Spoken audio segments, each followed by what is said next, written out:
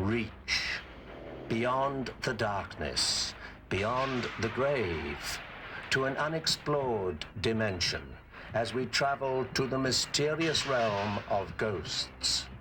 Journey with us into the world of ghost stories.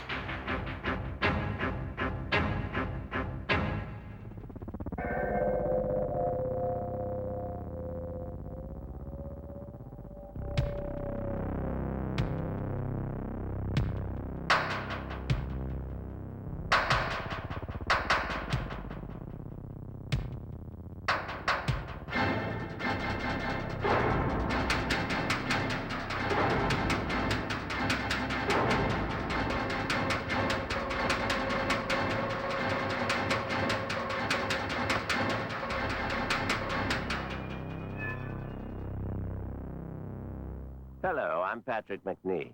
Thanks for joining me as we explore the depths of Hollywood. Not the side of Tinseltown's glitter and glamour, but the mysterious, often untold side, where famous lives are ravished by tragedy and terror. And even screen legends are caught in the bizarre limbo which lies beyond this dimension. Stories abound here. Ours live here. Our subject is ghosts.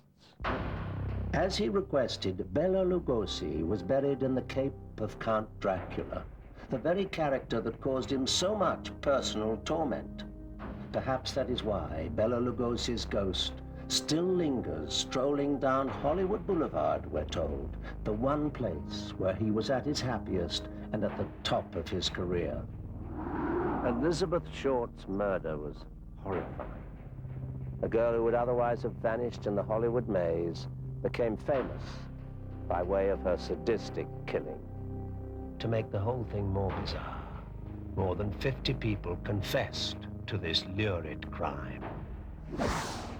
Marilyn called for a press conference. I'll never believe she was a suicide. The day before the press conference, Marilyn was found dead.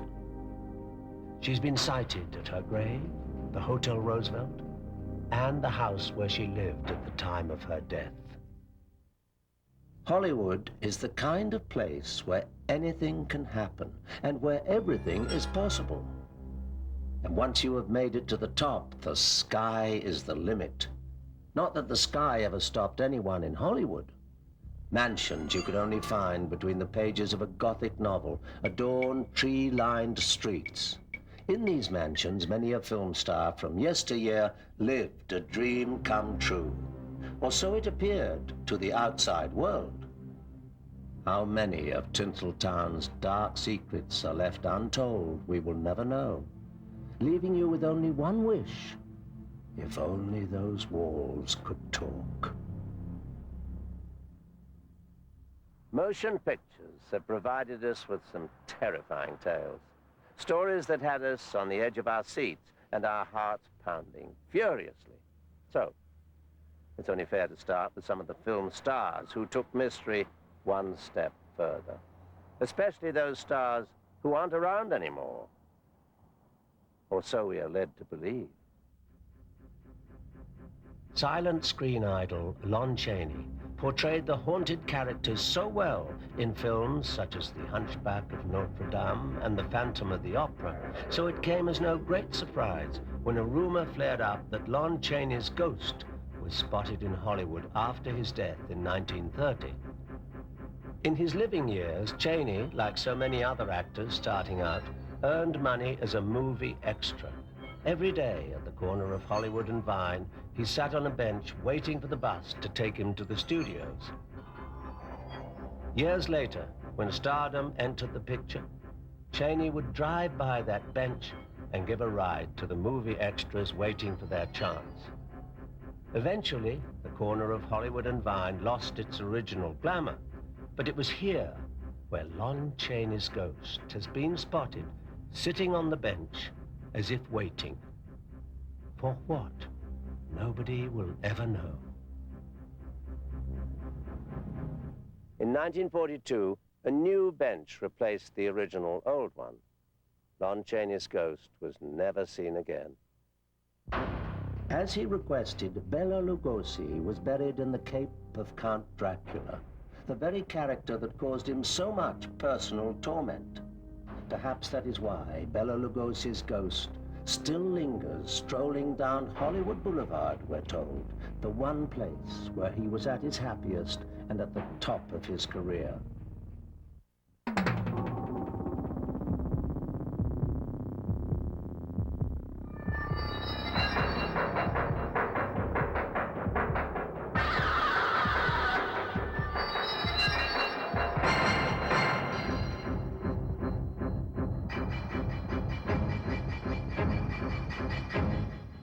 Whether or not you believe in ghosts, there seem to be enough tales out there to leave at least a thread of reasonable doubt.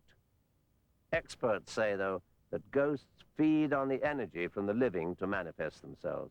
So people who don't believe in ghosts aren't able to give out that energy and rarely witness this phenomenon. Another star who held audiences around the world in a grip of terror was Bela Lugosi, best known for his infamous portrayal of Count Dracula. I am Dracula. I bid you welcome. Lugosi's checkered past revealed that he was in actual life born close to the same place from which Count Dracula originated, Transylvania.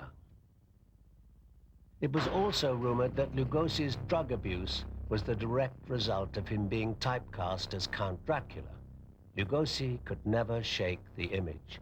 At the age of 71, he died of a heart attack, lonely, penniless, and forgotten. As he requested, Bela Lugosi was buried in the cape of Count Dracula, the very character that caused him so much personal torment. Perhaps that is why Bela Lugosi's ghost still lingers strolling down Hollywood Boulevard, we're told, the one place where he was at his happiest and at the top of his career. During the golden era in Hollywood, the Hotel Roosevelt was the place to be. Everyone who was anyone frequented the hotel. Beautiful faces, designer dresses, and pressed tuxedos filled the rooms. Few people outside of the Hollywood glitz were privy to what went on inside. Today, the Hotel Roosevelt has been restored to its original splendor, giving tourists a glimpse of old Hollywood. Some say that if you're fortunate, you might even spot the odd film star. From long ago, we might add. Perhaps Montgomery Clift wasn't out to scare his audiences senseless, but after his death, he certainly changed that. So it is here, at the Hotel Roosevelt, that Montgomery Clift stayed for 3 months in 1952 during the making of From Here to Eternity. His room number was 928.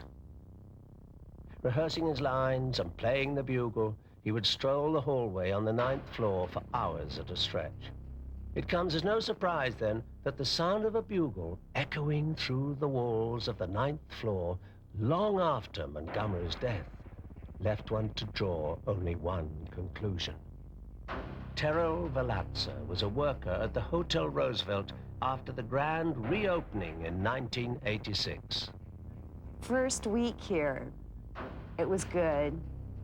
The beginning of the second week is when I was getting off the 9th floor elevator and I was walking down the hall and I heard footsteps behind me.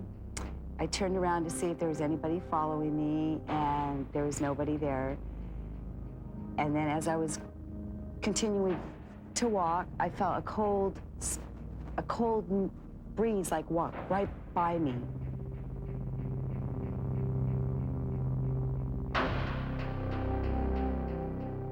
And I went down in the elevator and never went back up. Terrell's experience is only one of many that happened on the 9th floor near room 928. There are no hard and fast rules about how, why, and where ghosts will manifest themselves. Many experts believe, though, that a traumatic death is a sure way to guarantee a haunting.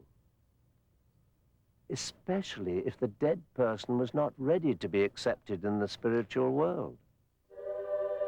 Emphasizing the sparkle and grandeur of Tinseltown below, the Hollywood sign lights up Mount Lee for everyone to see, and a silent promise to many a hopeful. A frantic call to police one night reported a sighting of a young woman climbing up one of the letters, the letter H. But when the police arrived, there was no one there. Yet another report came in a week later. The description fits the same young woman climbing up the same letter. But again, the search proved in vain, as though she had vanished into thin air. The case was more than puzzling, because precautions had been taken to keep people from climbing up these letters. There was only one incident many years ago when a careless workman left his ladder behind. Of all the forgotten suicides in Hollywood, there is none more tainted with ill-conceded fate than that of the young actress who surrendered so dramatically to her circumstances. Peg Entwistle, like so many other aspiring actors, came to Hollywood with expectations of stardom. Unlike many, she had a lot to offer, but her talent still got lost in the grooves of the Hollywood mill. Finally, at the end of her rope, Peg Entwistle climbed the steep slope toward the Hollywood sign on the night of September the 18th, 1932. At the 50-foot letter H, she scaled the ladder to the very top. How long she stood there, watching the twinkling lights of the powerful movie studios below, no one will ever know. But eventually, Peg Entwistle leapt to her death. There is a heartbreaking twist, however. What Peg Entwistle didn't know was that at the time of her suicide, a note was in the mail to her from the Beverly Hills Community Players, offering her a prime role in their next stage production. That of a young woman who commits suicide at the end of the third act. Nicky Hilton was perhaps better known for being married to Elizabeth Taylor. I knew him as a young man, Nicky Hilton. The people tell us Hilton committed suicide here. It was at that home, during a party, that Jack walked into the study to use the telephone. And I peeked in, and my God, there he was sitting at the desk.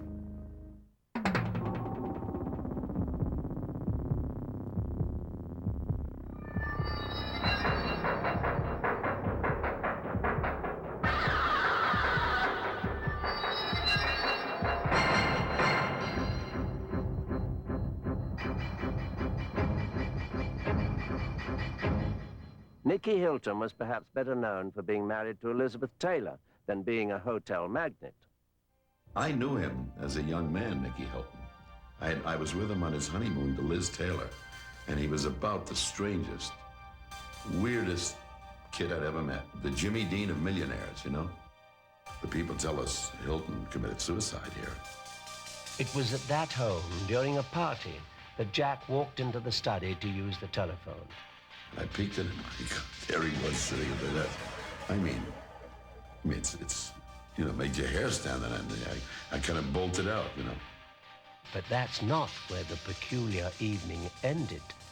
Sometime later, we had been invited over to the house, and our hostess had taken me upstairs and shown me the bedroom. The carpeting was stained with blood. It was the same room where Nicky Hilton, years before, had slashed his wrists. And the strange thing was, no matter how many times the carpeting had been replaced, the bloodstains kept coming back. While we were examining the carpet, our hostess's daughter called to the room on the intercom. Something really strange was happening in the kitchen. Well, we rushed down there wondering what could be causing such a fright. And something was definitely shaking the liquor cabinet. I mean, from the inside, we thought maybe a cat had gotten in there, but after our hostess unlocked it, all the shaking stopped and there was nothing unusual at all about it. She then closed the bar and locked it, and everything went crazy. Liquid came pouring out, bottles were shaking. I was scared to death. He and I looked at each other. We were both panic-stricken. Oh, it was frightening, especially the noise and rattling and shaking. The bottles, you know, actually hearing something. And you think maybe it's a tremor, an earthquake, or what, or some kind of a gag. You know, like right on cue, things would happen constantly in that house. Elizabeth Short's murder was horrifying. A girl who would otherwise have vanished in the Hollywood maze became famous by way of her sadistic killing. To make the whole thing more bizarre, more than 50 people confessed to this lurid crime.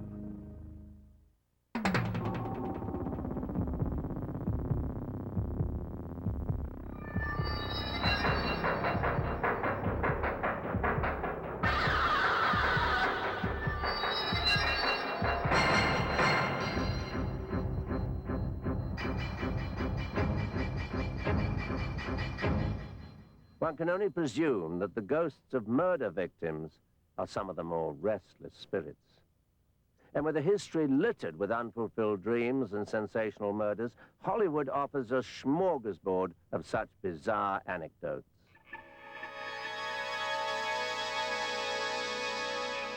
When James Maule entered the elevator at the Biltmore Hotel one evening, someone was already inside. A woman dressed in black from head to toe. A very pretty woman, standing quietly in the corner, never looking up. The elevator stopped on the 6th floor. James stepped to the side, expecting the woman to get out, but she remained inside. "This is the 6th floor," he said, and smiled. As the woman brushed past him, James felt a sudden chill grazing his skin. Stopping outside the elevator, the woman looked back at James as if to ask him for help. He waited for her to say something, but she didn't. Just before the elevator door finally closed, he pressed the button to reopen them.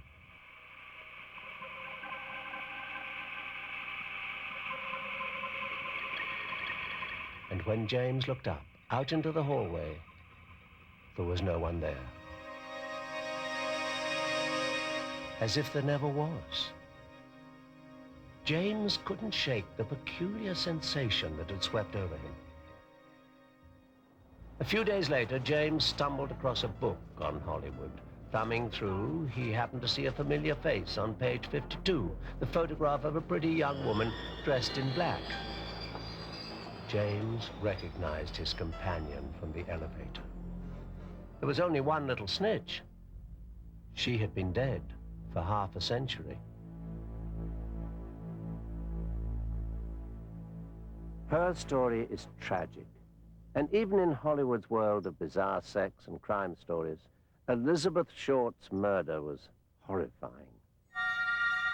On a cold morning in January 1947, a Los Angeles mother and her little girl stumbled across what looked like a broken store dummy lying among the rubble in a vacant lot.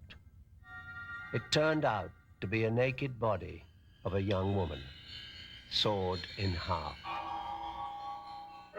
Mutilated beyond comprehension, the body was covered with cigarette burns, the wrists and ankles in bondage, the mouth slashed into a grim sneer.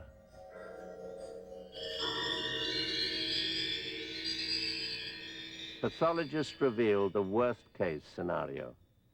There were indications that the victim's torture had lasted for 3 days, during which she was conscious most of the time. Nearly all the fingertips were sliced off. Prints of the remaining fingers were sent off to the FBI in Washington, D.C. The victim was identified. Elizabeth Short was a 22-year-old white female with black hair and blue eyes. Distinctive marks, a rose tattoo on the left thigh. She was born in Massachusetts to a middle-class family. Nothing significant stood out from her childhood except a minor record as a juvenile delinquent. At the age of 18, she set out for the bright lights of Hollywood. 4 years later, she became an overnight sensation. A girl who would otherwise have vanished in the Hollywood maze became famous by way of her sadistic killing. The spectacular interest in the case made the investigation difficult. The number of suspects grew by the minute. In fact, to make the whole thing more bizarre, more than 50 people confessed to this lurid crime. Elizabeth Short was a rare beauty, even among the thousands of young women who flocked to Tinseltown with stars in their eyes. It's her idea of dressing totally in black that made her stand out in the crowd. She especially liked sensuous black sheath dresses, black stockings, black shoes, and black lingerie, consequently earning her the nickname the Black Dahlia. Investigation revealed more. Her social life ranged from the adventurous to utterly dangerous. There was no doubt that the Black Dahlia used her sexy figure and pretty face to her full advantage. Her ambition of becoming a movie star soon slipped into a hazy dream never realized. Bars and nightclubs were her havens. There she met hundreds of men with whom she shared more than just a casual drink. It was in one of these clubs where she met a married man, the last man seen with her before the murder. Together, they spent half the night drinking and the rest of the time in a local motel. The man said that afterwards he dropped her off at the Biltmore Hotel in Los Angeles. His story was confirmed, and he was dismissed as a suspect. The Black Dahlia's trail ended at the Biltmore Hotel, 5 days before her body was discovered. What happened in those 5 days remains a mystery. A letter was sent to the Los Angeles press after the murder. A strange letter, if there ever was one. Words clipped from newspapers were pasted together, composing the brief message, "Here are Dahlia's belongings. Letter will follow." An address book, birth certificate, and social security card were enclosed with the letter, providing undeniable evidence. They all belonged to Elizabeth Short. The notepaper on which the letter was written was smudged with fingerprints. It was sent to the FBI. Despite a thorough search, no matching prints could be found. The writer also failed to send the promised follow-up letter. Even the address book, filled with so many names, failed to give them a new lead. There was one peculiar thing, though. A page had been ripped from the Black Dahlia's little black book before it was mailed. What was on this missing page? Or rather, whose name was on that page? Could it have been the name everyone was looking for? Another suspect was a young corporal in the U.S. Army, taken into custody after he was bragging about his kinky sexual encounter with the Black Dahlia.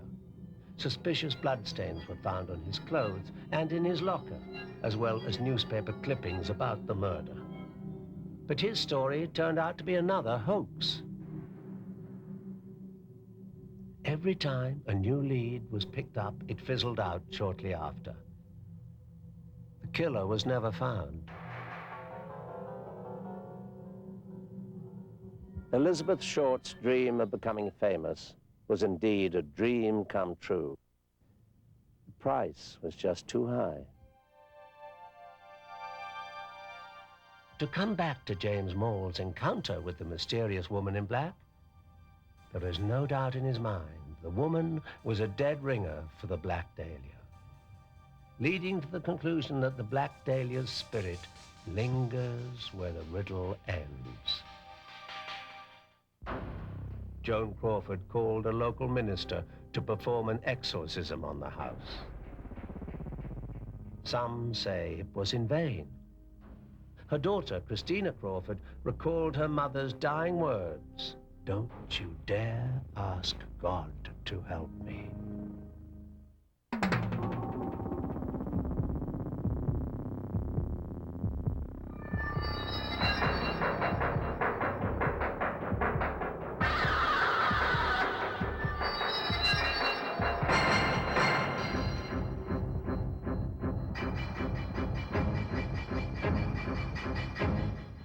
where most ghosts or hauntings are innocent enough, there are those which perforate the very essence of their surroundings. Our next story takes us to the very place Joan Crawford called home. But was Crawford the only occupant there? When children's voices continually echoed through the walls, their small shadows scaling the hallways, Joan Crawford called a local minister to perform an exorcism on the house. Some say it was in vain, because the evil spirits had already taken possession of the actress. Her daughter, Christina Crawford, recalled her mother's dying words, "Don't you dare ask God to help me." After the death of Joan Crawford, the house remained hexed. They say one only has to walk through the hallways to feel a chill crawl down your spine. Fires erupt out of nowhere, and yet there is no one there. People who bought the house in later years all suffered mental stress, and even another exorcism didn't do anything to alleviate the problem. Now, the only question that remains is whether the spirits are strangers or whether it is perhaps Joan Crawford herself. Marilyn called for a press conference. I'll never believe she was a suicide.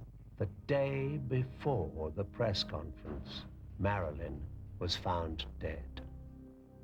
She's been sighted at her grave, the Hotel Roosevelt, and the house where she lived at the time of her death.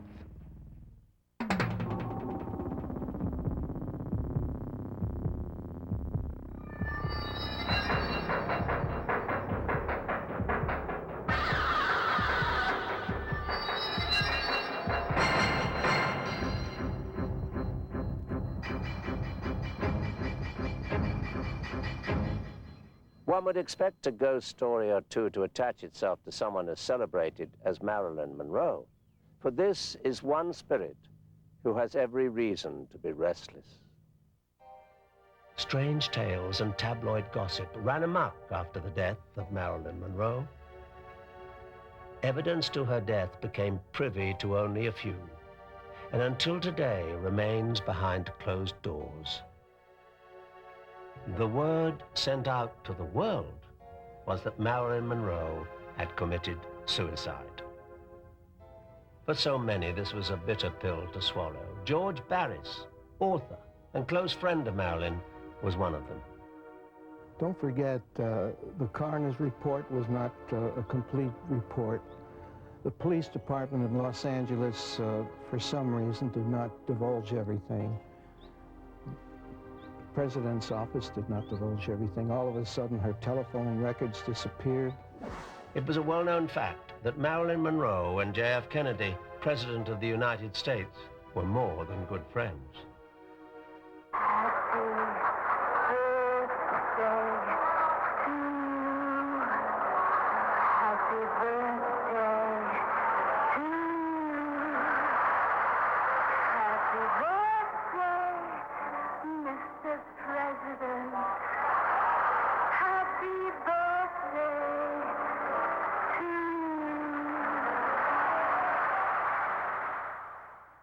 Peter Lawford, the president's brother-in-law, made his house available for the couple.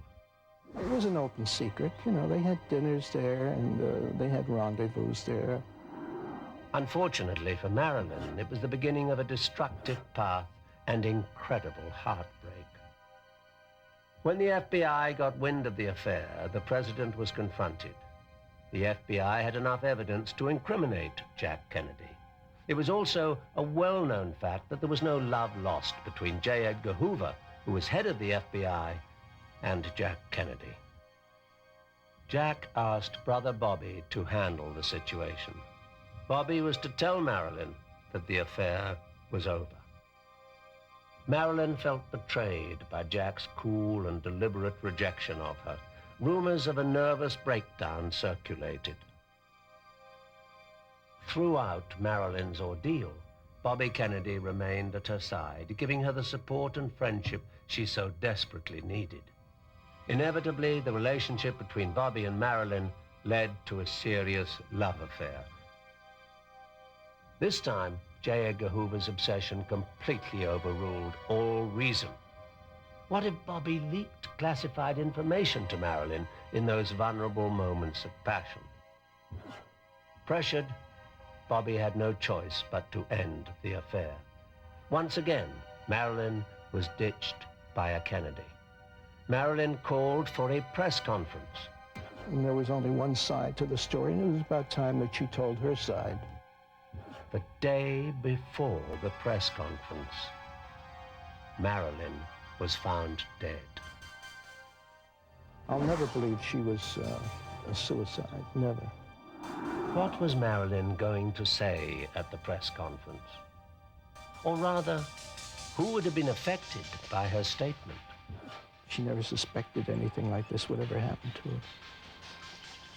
So it was just a tragedy. An unsolved tragedy is the world's greatest to an innocent girl. Tragedy, innocence, death, unsolved mystery. All textbook examples of why a spirit would be troubled. And Marilyn's ghost certainly is. She's been sighted at her grave, the Hotel Roosevelt, and the house where she lived at the time of her death. There's a lot of people that I think are still alive that could enlighten us on this if they would only come forward, but I think they're afraid to. One way or the other, Marilyn will remain an enigma, a vivid reminder of stardom taking the low road.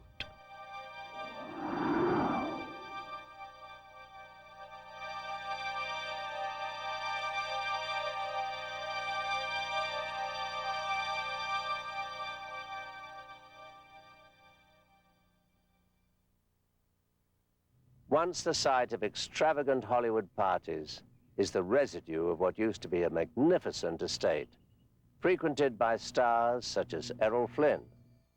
After passing through the wrought iron gates of the Pines, a crumbled path leads to the foundation and a staircase. All that's left of what was once a mansion one could only find in Hollywood. As expected, strange sightings have been reported, figures appearing and disappearing. Sometimes the faint sound of laughter and music still penetrate the quiet air. And when your curiosity takes over and you search for the party, you will find nothing. One is warned against going there at night because that's when the stars come out to continue where they had left off decades ago. Perhaps the greatest mystery in life is what happens after life. And maybe we will never get the answer. But there are the theories. One theory is if people don't believe there is anything after this life, death may be a confusing and unacceptable journey for them when they leave Earth for the spirit world. So along the way, they get lost. Gaudy is perhaps the best way to describe the house Jayne Mansfield bought in Bel Air. The star had the 13-bathroom mansion painted a flashy pink, and her love for the place was evident. Next to the swimming pool, Jayne Mansfield has been spotted basking in the sun, long after her death, and a more shapely ghost one could not wish to see. There is, however, a tragic story that precedes Jayne Mansfield's death. Her boyfriend at the time, Sam Brody, convinced her to join a satanic church in Beverly Hills. The priest of the coven, Anton LaVey, became furious when Brody and Mansfield mocked some of the rituals.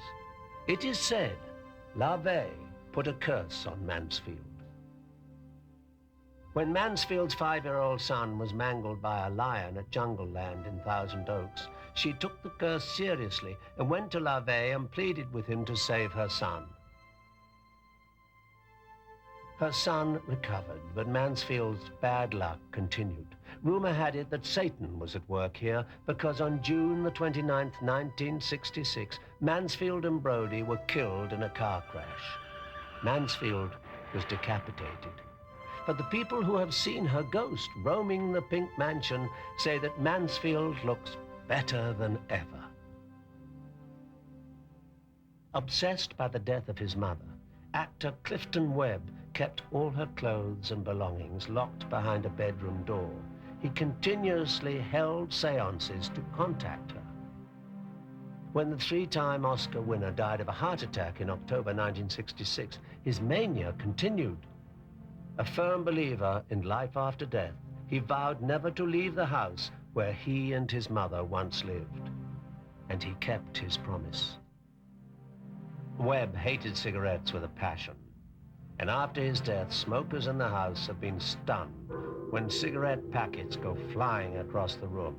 Even lighting a cigarette becomes an impossible task when a mysterious cold breeze erupts from out of nowhere to blow out the flame.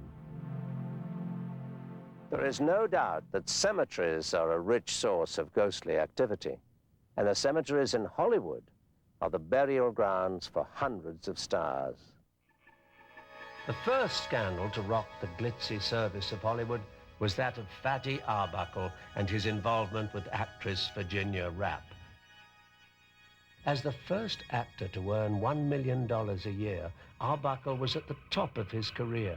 Things couldn't get better. In fact, it didn't. At a typical Hollywood gala, Arbuckle and Virginia Rappe disappeared behind closed doors. Although officially Virginia Rappe died of a ruptured bladder, Arbuckle was tried 3 times for raping and killing her. Although acquitted, Arbuckle was nevertheless blacklisted from Hollywood and died a broken man. Buried in the Hollywood Memorial Cemetery is Virginia Rappe. Although not a star in Hollywood terms, her death brought her the much sought-after claim to stardom. There are claims that the sound of continuous sobbing can be heard coming from the direction of her grave. Perhaps the sobbing is from the grave next to her, which ironically holds the man who was left heartbroken after her murder. You see, Henry Lehrman had a ring in his pocket and plans for their life together. Known as a girl who was too beautiful, silent screen star Barbara Lamar's life ended tragically from what doctors called overriding. Her funeral caused an uproar. Idolized by millions, her 3-year career of stardom earned her a place in Hollywood history as the most beautiful woman who ever appeared before a movie camera. Many people today don't know who Barbara Lamar is, but a few witnesses claim that a beautiful woman mysteriously wanders around the area. She appears to be about 30 and is dressed to fit the 1920s fashion. Well, Barbara Lamar died in 1927. She was 30 years old at the time.